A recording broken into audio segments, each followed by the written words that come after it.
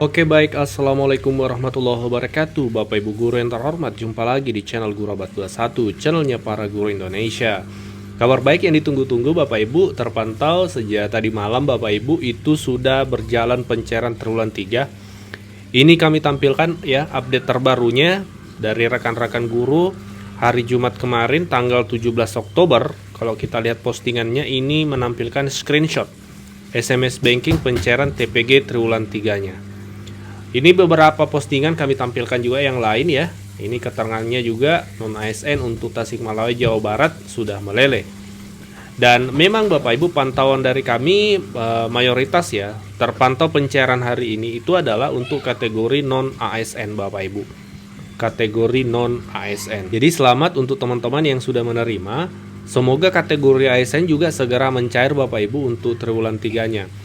Dan perlu dipahami bahwa di tahap 1 kemarin, pencairan tahap 1 di tanggal 1 Oktober itu, justru mayoritas kalau kita lihat itu adalah kategori kategori ASN Bapak Ibu. Ini contohnya yang kami tampilkan, ini pencairan tanggal 1 Oktober kemarin untuk yang terbit awal SKTP-nya tanggal 21 September sampai kira-kira 22 September. Ini kita tampilkan ya, jadi mayoritas memang pada saat itu adalah kategori ASN. Nah yang terbaru sejak kemarin, hari Jumat kemarin, hingga tadi malam itu pantauan kami adalah non-ASN. Dan perlu guru-guru pahami bahwa kenapa kemudian ini berbeda antara ASN dan dengan non-ASN pencairannya.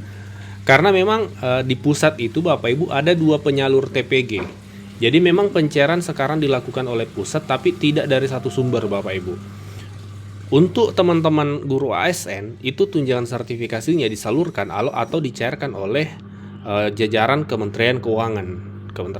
Sementara untuk non-ASN itu dicairkan oleh jajaran Kementerian Pendidikan melalui Puslapdik Kementerian Pendidikan. Jadi itu sehingga berbeda. Kemarin kan kita pencairan rata-rata pantauan kita adalah non-ASN, berarti yang melakukan pencairan itu adalah Kementerian Pendidikan. Nah, semoga Kementerian Keuangan juga segera melakukan pencairan untuk kategori ASN triwulan 3 yang sudah terbit SK-nya di awal-awal Oktober kemarin ya. Kami akan kawal infonya Bapak Ibu, kami akan update ketika pihak Kementerian Keuangan sudah mulai mencairkan tunjangan sertifikasi triwulan 3 tahap 2 ini Bapak Ibu. Karena kami yakin teman-teman ASN juga sudah menunggu TPG triwulan 3-nya. Sebagai tambahan informasi untuk Bapak Ibu guru, ini perlu dipahami bahwa ternyata ada beberapa kategori yang dibatalkan pencairan TPG-nya. Jadi secara persyaratan sudah memenuhi tunjangan sertifikasi tapi ternyata bisa dibatalkan atau dihentikan. Ini berdasarkan juknis TPG yang ada. Seperti itu Bapak Ibu. Baik naungan Kementerian Agama maupun Kementerian Pendidikan.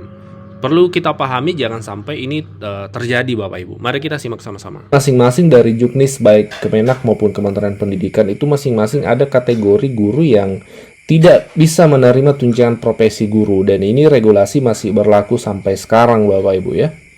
Oke. Kita bahas satu persatu, kita mulai dari Kementerian Agama, lalu kita melangkah ke Kementerian Pendidikan, disimak sampai tuntas supaya Bapak Ibu ada tambahan informasi ya. Nah, untuk Kementerian Agama Bapak Ibu ya, itu juknis yang masih berlaku saat ini yaitu Keputusan Direktur Jenderal Pendidikan Islam nomor 7174 tahun 2023. Tapi masih berlaku hingga 2024 ya, 2025 karena belum ada juknis baru. Nah, di regulasi ini terkait petunjuk teknis pembayaran tunjangan profesi bagi guru, kepala, dan pengawas madrasah. Nah, dalam juknis ini Bapak Ibu disebutkan bahwa di bagian ketentuan khusus itu dijelaskan di bagian kedua, tunjangan profesi tidak dibayarkan kepada siapa saja yang tidak dibayarkan tunjangan profesinya berdasarkan juknis Kemenak. Yang pertama, guru, kepala, dan pengawas madrasah yang tidak hadir totalnya 3 hari atau lebih dalam bulan berjalan tanpa keterangan yang sah. Sekali lagi, tidak hadir kumulatif 3 hari atau lebih dalam bulan berjalan tanpa keterangan yang sah. Jadi kalau Bapak Ibu absent atau tidak hadir tanpa keterangan yang sah selama 3 hari dalam 1 bulan, itu Bapak Ibu sudah masuk kategori guru yang tidak dibayarkan tunjangan profesinya. Jadi perlu diantisipasi untuk rekan-rekan guru Kemenak. Kemudian yang kedua, guru, kepala, dan madrasah dan pengawas madrasah yang melaksanakan cuti sakit lebih dari 14 hari. Jadi untuk guru-guru, kepala madrasah, pengawas madrasah Maksimal toleransi untuk sakit itu adalah 14 hari kerja. Itu masih tetap dibayarkan tunjangan profesinya. Lebih dari itu, Bapak Ibu, itu tidak bisa lagi dibayarkan tunjangan profesinya lebih dari 14 hari. Ini sesuai regulasi yang kami sampaikan, Bapak Ibu ya. Kita bisa baca sama-sama. Kemudian yang ketiga, guru, kepala, dan pengawas madrasah yang melaksanakan cuti alasan penting lebih dari 6 hari. Nah, cuti kan bisa saja Bapak Ibu karena alasan penting, misalnya ada keluarga yang sakit atau dan keperluan lain yang mendesak, itu kan kita bisa ajukan cuti. Dan itu maksimal toleransinya, batas waktu toleransi untuk pembayaran tunjangan profesi guru itu adalah 6 hari Bapak Ibu. Nah, ini perlu dipahami terutama untuk guru-guru madrasah ya, karena regulasi ini berjalan Bapak Ibu. Nah, ini yang ketiga. Kita lanjut ke yang keempat. Yang keempat adalah guru, kepala, dan pengawas madrasah yang melaksanakan cuti di luar tanggungan negara. Nah, kalau cuti di luar tanggungan negara ini kan umum nih, sepertinya di Kementerian Pendidikan juga berlaku. Kemudian yang kelima, guru, kepala, dan pengawas madrasah melaksanakan ibadah haji atau umroh dengan biaya sendiri tanpa menggunakan hak cuti besar.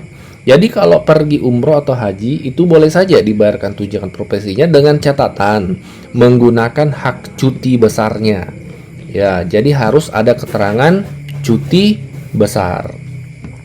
Kemudian yang keenam, guru, kepala, dan pengawas madrasah yang melaksanakan studi perkuliahan ya atau tugas belajar menggunakan biaya dari pemerintah sponsor pada bulan ke-7 sejak perkuliahan dimulai dan dibayarkan kembali saat masa tugas belajarnya selesai. Nah, sekarang kan rame nih beasiswa LPDP sudah dibuka. Nah, kalau Bapak Ibu lulus salah satu beasiswa misalnya LPDP, itu tetap dibayarkan tunjangan profesinya.